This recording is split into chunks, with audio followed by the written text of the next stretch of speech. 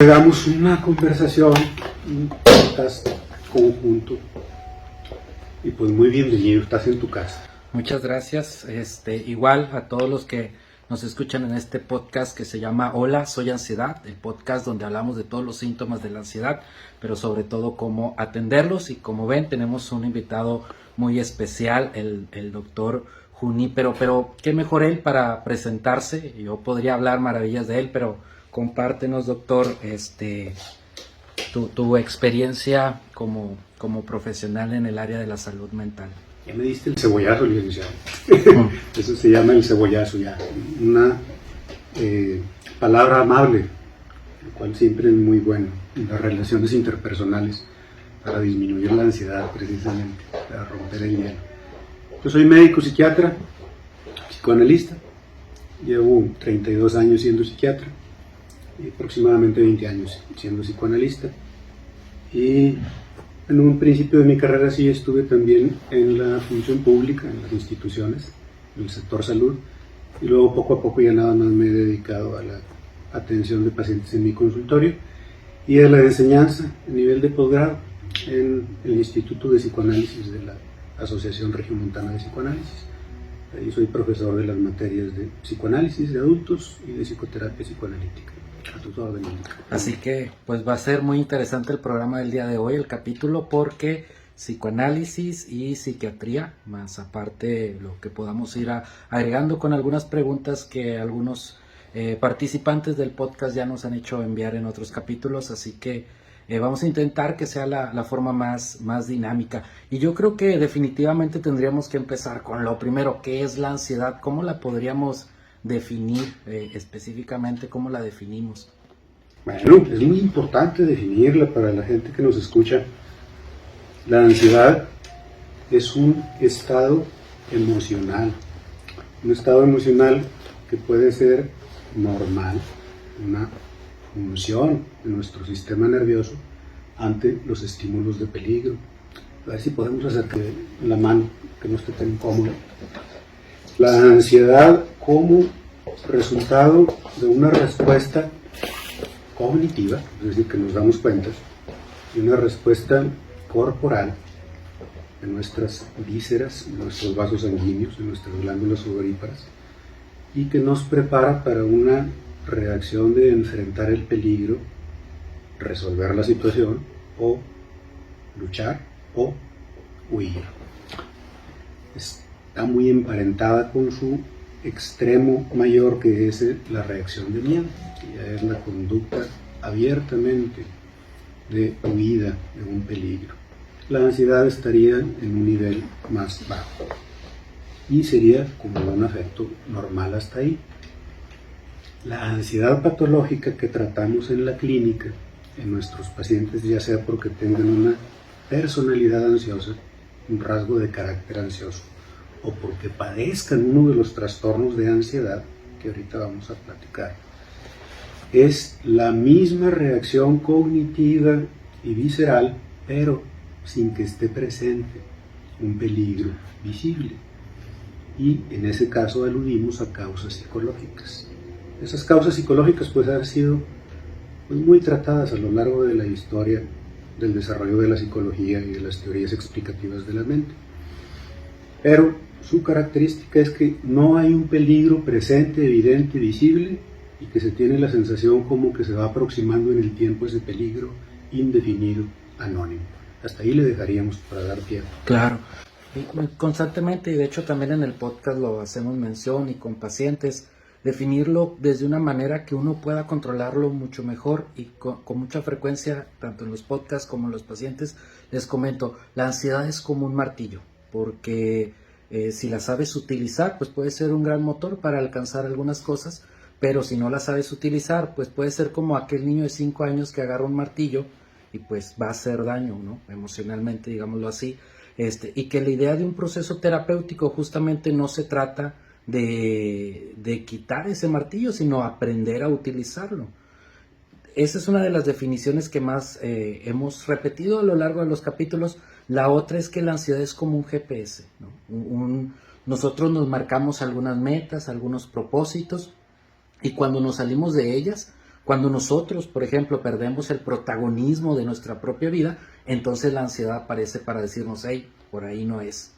Vuelve a ser tú el protagonista de tu propia vida, vuelve a que lo más importante seas tú y no, por ejemplo, cosas que no puedes controlar, como las enfermedades, las muertes, la crítica que hacen otras personas. Pero me he dado cuenta que justo en la práctica clínica, esto es un detonante para el tema de la ansiedad, querer controlar aquellas cosas que salen fuera de nuestro control. ¿Qué podría comentar al respecto, doctor? Estoy de acuerdo en general, en términos generales, sobre que la ansiedad es una respuesta del organismo y de la mente involuntaria y que tiene una función adaptativa, como el martillo, que solo que se debe de usar bien. Las ansiedades patológicas sí las podemos comparar adecuadamente como una herramienta que se salió de control. Aquello que nada más nos iba a avisar del peligro, ahora se convirtió en sí mismo, ese sentimiento, en el persecutor, en el peligro mismo. Estoy totalmente de acuerdo. La segunda parte de lo que comentabas me pareció muy interesante. Su evolución a lo largo de las especies, de la evolución de las especies, ha sido precisamente para proteger la integridad de cada organismo. En todos los organismos, desde los unicelulares, hay una respuesta de huida de los medios que le son adversos. No se diga en los organismos superiores, los mamíferos tienen los mismos sistemas de ansiedad que nosotros los seres humanos. Sigue siendo algo para protegernos del peligro. Lo último que dijiste es exactamente el centro del problema ansioso, depresivo, que se ha convertido en una pandemia en nuestros días. El protagonismo y la necesidad de mantener un control en nuestra vida. Y esto probablemente tú en tus programas ya lo hayas expresado así, y ahorita no haríamos más que repasarlo. Consiste en que esa herramienta que antes era usada para avisarnos de peligros del medio ambiente, depredadores, accidentes naturales, huracanes, lo que fuera, se ha trasladado con la civilización, con el fenómeno de la cultura. Ahora no es a lo que más tememos, a un animal que ande suelto por las calles. Es más, ya nos hemos inclusive acostumbrado a la violencia continua en las calles, el peligro de asalto, de secuestro, etc. No, se ha trasladado a un ámbito más individual. Lo que más angustia al ser humano que vive en grandes colectividades es un fenómeno interno, perder la autoestima, perder el sentimiento de valoración, perder el sentido de trascendencia. Lo que tú decías muy bien, dejar de ser el protagonista de su propia vida. Y ahí es donde vamos a tener una plática muy interesante, porque me pareció que lo ponías como causa y como efecto al mismo tiempo. Sí, sí, totalmente. ¿Sí me puedes explicar un poquito más para poder seguir platicando? Sí, por ejemplo, yo lo escuchaba a raíz de un grupo, un colectivo que se llama Desansiedad, que justamente hablaban de uno pierde ese sentido, uno pierde ese control, y que la ansiedad es como el guardián o la guardiana de nuestras acciones, de nuestras metas, de nuestros propósitos, por lo menos así desde la actualidad, porque sí entendemos esta parte histórica de la ansiedad, donde un animal, un oso nos perseguía, ¿no? Pero ahora, pues lo que nos persigue más es los logros, el alcance, justo el autoestima, y como inicio, pero también como consecuencia, porque cuando una persona siente que va perdiendo lugar en su propia vida, pues justo que le genera más ansiedad, ¿no? Pero al mismo tiempo, pues busca retomarla, y al no poder hacerla por un montón de factores generales, eso genera todavía más ansiedad. Una, haber perdido como el protagonismo, y la otra, ya no saberlo retomar, es decir, lo perdí, pero luego cómo lo vuelvo a encontrar, ¿no? Cuando muchas veces, desde muy pequeños tal vez, esto del protagonismo ha sido como no tan visto, siendo más promovida la conducta como da a los demás, sirve a los demás, que los demás sean primero, haz lo que te dice papá, haz lo que te dice mamá. Y entonces es como, ¿y cuándo yo? ¿No? ¿Cuándo voy a ser yo el protagonista? ¿Cuándo voy a tomar decisiones por mí mismo? Y cuando las puedo tomar también generan ansiedad, porque ¿cómo sé que voy a tomar la decisión más correcta? ¿No? Esto se ve mucho desde la práctica clínica, ¿no? Por ejemplo, en próximos estudiantes a elegir carrera, es como, pues nunca he elegido nada y de pronto tengo que elegir lo más importante de mi vida, y es como se presenta la ansiedad, porque ahora sí tengo la oportunidad de ser protagonista de mi propia vida, pero no sé cómo. Ahí debemos de puntualizar algo que tú lo acabas de tocar muy prudentemente. A ver si podemos prender el clima, Lalito. Ahí está el control. Se ha puesto 23. Ya definimos muy bien qué es una respuesta normal a situaciones de la vida de peligros de la naturaleza, de la realidad externa, o peligros producto de la cultura, que también forma parte de la realidad externa, pero está metida dentro de nuestra mente. Es como un fenómeno mixto. El caso que citas del alumno que va a elegir carrera, muy pertinente, muy actual. Consideraríamos normal una cantidad de preocupación, le podríamos llamar ansiedad, si incluye el estar pensando continuamente en ello, el tema recurrente, los malestares de algo de tensión, y hasta ahí todavía seguiríamos diciendo es un proceso adaptativo, en donde empezamos a considerarla ya patológica, enfermiza, cuando esta misma preocupación ante algo que no es peligroso pero que puede tener consecuencias de infelicidad para la persona o de ver su capacidad probada y con ello vulnerada su autoestima, cuando eso alcanza un nivel que estorba para la propia función, es decir, cuando la herramienta se vuelve en contra de aquello que estaba diseñada para prevenir. Entonces ya el muchacho ansioso, la muchacha ansiosa, de no saber qué carrera escoger, entra en un estado de parálisis del pensamiento, deja de evaluar las posibilidades de carrera, deja de comer, está continuamente sudoroso, no duerme bien, debido a ello su estado de salud general también se altera, empieza a presentar algunas de las características físicas muy frecuentes, ansiedad crónica, elevación del pulso, elevación de la presión arterial, gastritis, colitis, todas las itis que tienen que ver con un estado tensional continuo. Ahí es donde ya decimos, ya no fue una respuesta adaptativa, ya no está ayudando para nada, esta ya es una manifestación clínica sintomática. Lo cual ya sería propiamente pues una ansiedad patológica, ¿no? Podríamos encontrar en esta ansiedad patológica diferentes trastornos, o prefiere mencionarlo solo como ansiedad patológica y sus orígenes ya dependería de cómo con cada paciente, o si es partícipe de darle este diagnóstico de trastorno de estrés postraumático, por ejemplo, trastorno de estrés generalizado, o es mejor trabajarlo desde una ansiedad patológica. Ahorita me importa mucho un asunto que la trata como un todo, para no convertirlo así como en una clase de cada trastorno con sus características diagnósticas.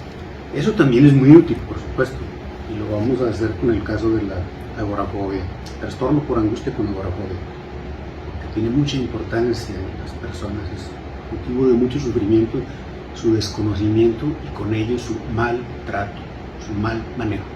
Pero ahorita, a grosso modo, también es importante decir, cuando la ansiedad ya se volvió patológica, cuando dejó de ser esa respuesta adaptativa para abordar mejor un problema y seguir adelante en la vida con todas las tareas adaptativas, sino que ya se volvió en contra de esa función, ya no va a reaccionar a buenos consejos, ya no va a reaccionar a buenas intenciones, ya no va a reaccionar a distracciones o vacaciones o recreación en general. O inclusive afecto, ¿no? Ahí tengo un capítulo donde habla de qué pasa con mi pareja que tiene ansiedad y que a veces me cancela planes, por ejemplo, porque tiene esa ansiedad de salir o de que algo malo va a ocurrir adelantándose en el tiempo, y que se le muestra cariño y luego se muestra como muy retirado, muy distanciado en los propios mensajes de la actualidad, WhatsApp, etcétera, muy cortante, pero podríamos entenderlo que es justamente desde una cuestión de ansiedad patológica y no necesariamente porque no existe un amor o una atracción hacia la pareja. Sí, y es importantísimo diferenciarlo, porque la pareja o la familia, su reacción natural, su tendencia natural, también comprensible, para eso deben servir mucho tu labor educativa a través de tus podcasts. Su tendencia natural será a minimizar y a considerarlo como un estado normal, que se va a pasar con el tiempo, que la persona se va a acostumbrar y que luego ya va a quedar atrás, y que si acaso este afecto, cercanía, puede ayudar a que pase más rápido. No digo que no ayude.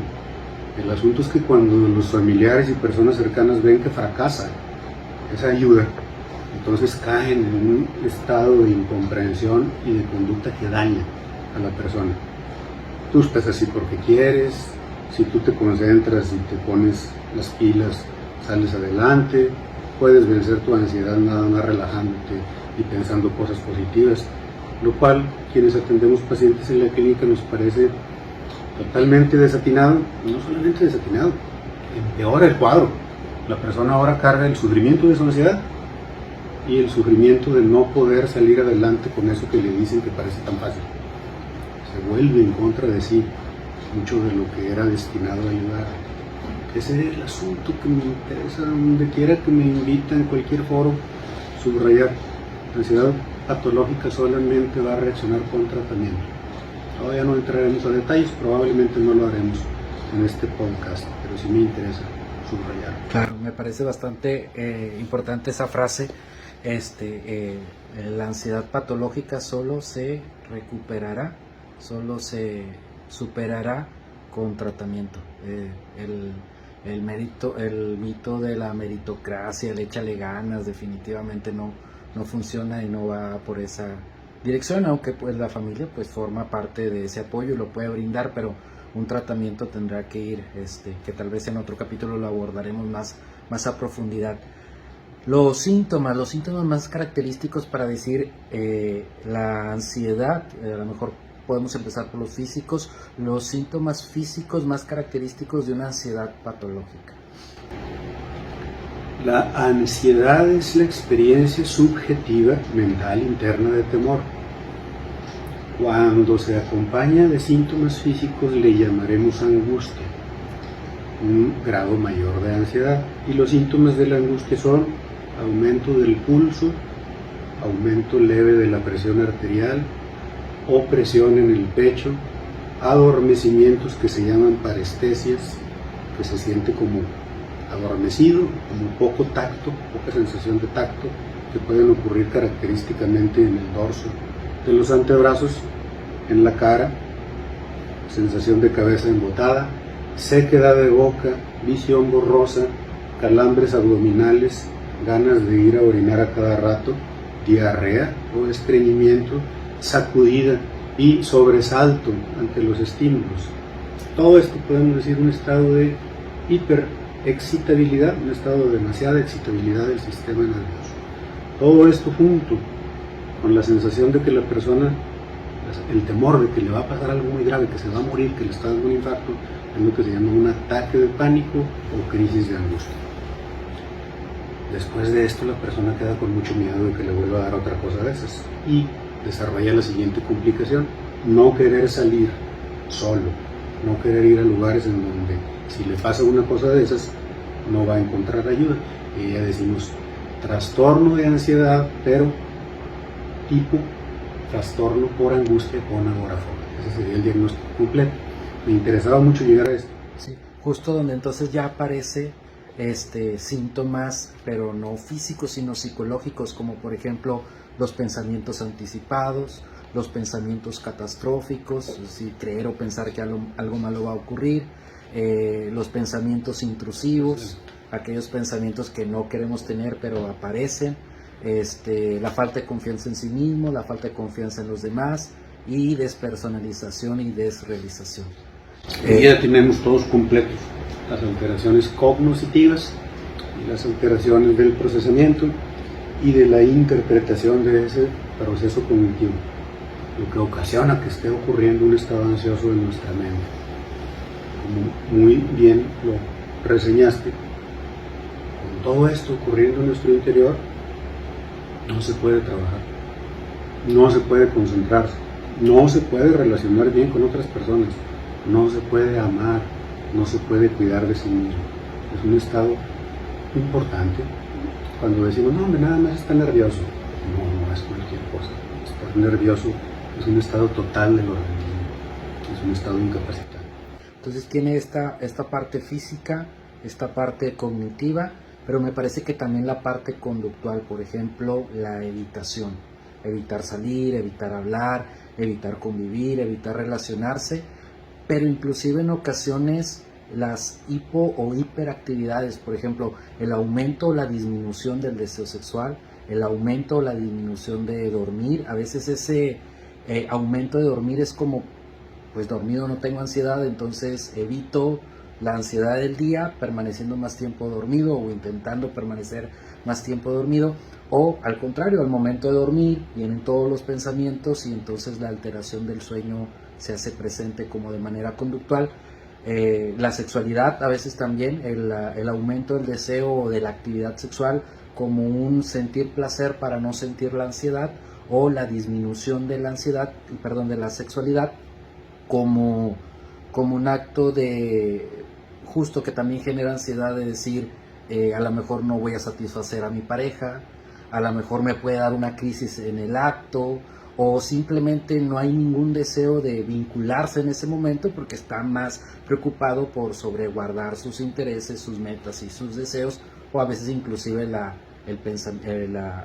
integridad física, ¿no? Porque pues al final del día la actividad sexual pues es una actividad que requiere esfuerzo físico, y que a veces el mismo aumento de la frecuencia cardíaca genera este pensamiento anticipado o catastrófico y disminuye la actividad sexual. Entonces también afecta esta parte conductual en ese aspecto y en ese sentido. La parte conductual es una manifestación que luego ya visto colectivamente podemos perder de vista, que se debe a cómo se sienten cada uno de los individuos. Mencionaste en una de las frases la búsqueda, el aumento o la disminución, el aumento de la actividad sexual o el aumento de la actividad en general, como intentos fallidos de dar salida a algo que se está sintiendo dentro como un exceso, o su apartamiento como formando una barrera protectora en el aislamiento.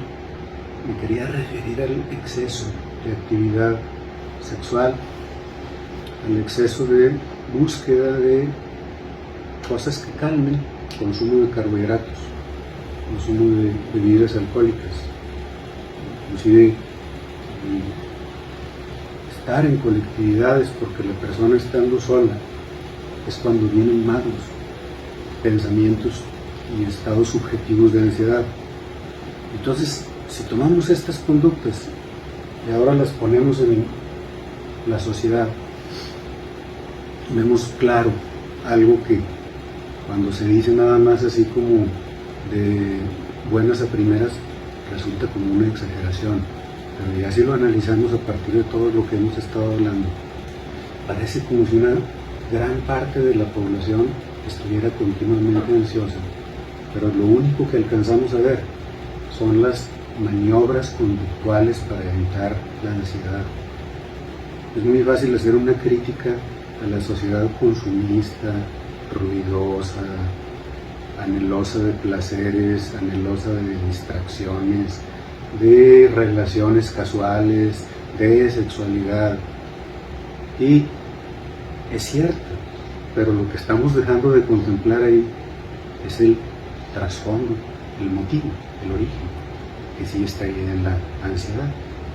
Por ahí en algunos congresos, en algunos eventos científicos he presentado unas ideas sobre el malestar contemporáneo, donde me refiero a un fondo de sufrimiento social, cuya búsqueda de solución parece que genera más de ese mismo sufrimiento. quería mencionarlo nada más de pasada, como Sí. sociedad ansiosa. Sí, sobre todo porque sí es una gran cantidad de personas. Estadísticamente en la actualidad 800 millones de personas en el mundo presentan ansiedad. Es el porcentaje que vino a elevar o vino a adelantar, me parece, la pandemia. Fue en ese sentido, ¿no? El aumento de los casos de ansiedad. Esos serían los diagnosticados primariamente como ansiedad. Sí. Todavía faltan los que se tratan como si fueran enfermedades físicas, cardíacas, o el colon, gastritis, etcétera, que tienen ansiedad como base del problema. Perdón, te interrumpí. Sí, no, está perfecto. Justo que yo creo que el primer acercamiento hacia un qué me pasa es hacia la parte física médica, ¿no? Y con mucha frecuencia me parece a la parte cardíaca. Desde mi experiencia clínica, la mayoría de los pacientes es que ya fui con el cardiólogo, me hicieron no sé cuántos estudios del corazón, me hicieron todos los exámenes, no hay nada, fui con que me hicieran perfil de hormonas, perfil tiroideo y no presenta nada. Y entonces, aunque a lo largo de todos esos resultados le dicen es que es ansiedad, tiene que ir con el psicólogo, tiene que tomar terapia, al final del día es como que también hay una resistencia al tema de que sea algo mental, emocional. Y me parece un poco como lo que comentaba sobre el video donde hacía mención que la gente no acude tanto a terapia como con otros especialistas, ¿no? O con otros profesionales de la salud, porque justo que como todo mundo piensa, también siente como que tiene la propiedad de decir cuándo sí es emocional, cuándo no es mental, y a veces es muy íntimo con lo que se está hablando, pues es las emociones, probablemente sea lo más íntimo que tiene el ser humano, lo que siente emocionalmente. Entonces, que acudir o reconocer que tiene un problema en lo más íntimo de su ser, probablemente sí sea una cuestión muy complicada, que prefiere estar buscando un diagnóstico físico a un diagnóstico psicológico. Sí, muy interesante lo que acabas de decir, me hace reflexionar y ampliar un pensamiento que me faltó expresar en el video.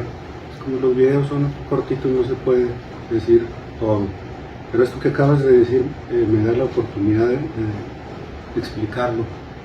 Qué curioso que en cuestión de enfermedades sí podemos ir con el dermatólogo, con cualquier otro especialista, mostrar inclusive nuestras partes más íntimas si están enfermas, se puede vencer la vergüenza.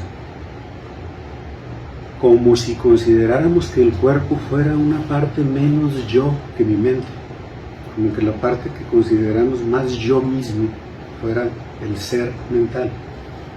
Y eso es más difícil mostrarlo. Los que nos dedicamos a la clínica sabemos que si bien el paciente ya está bien convencido de que todo lo que nos diga es usado a su favor, como quiera tiene un fenómeno que se llama resistencia, fenómeno que aún en los pacientes mejor dispuestos a someterse a tratamiento, opera de todos modos. La mente trata de protegerse a sí misma.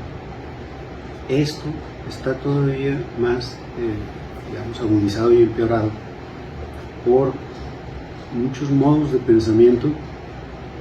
Bueno, el racionalismo fue su culmen, su momento más alto, en donde se equipara al ser con la razón. Ahí tenemos la máxima: pienso, luego existo. Casi como si se pudiera considerar el cuerpo un objeto de la realidad externa, y nada más lo que sí forma parte de mí es mi ser. Y luego entonces, si declaro que me está fallando la parte más valiosa de mí mismo, pues es como una amenaza al propio ser, al propio sentido de existencia. Bueno, pues por eso mismo, ya para ir cerrando, si pensáramos en ese sentido, debiera ser la parte más cuidada, la parte en la que más debiéramos de poner atención.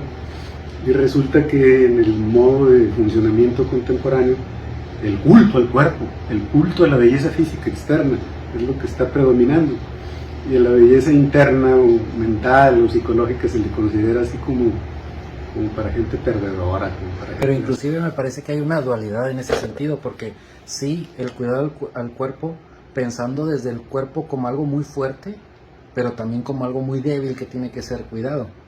Y la parte mental no sé si entra en el mismo registro de algo tan fuerte o algo tan débil, o simplemente no entra en estas categorizaciones de decir, bueno, hay que cuidar la mente, hay que cuidar las emociones, o no hay que cuidarlas porque esas son demasiado fuertes. No sé si en el colectivo social pesa más o predomina más que el cuerpo es mucho más débil y puede llegar a ser mucho más fuerte que el trabajar o el cuidar propiamente la mente y la parte emocional.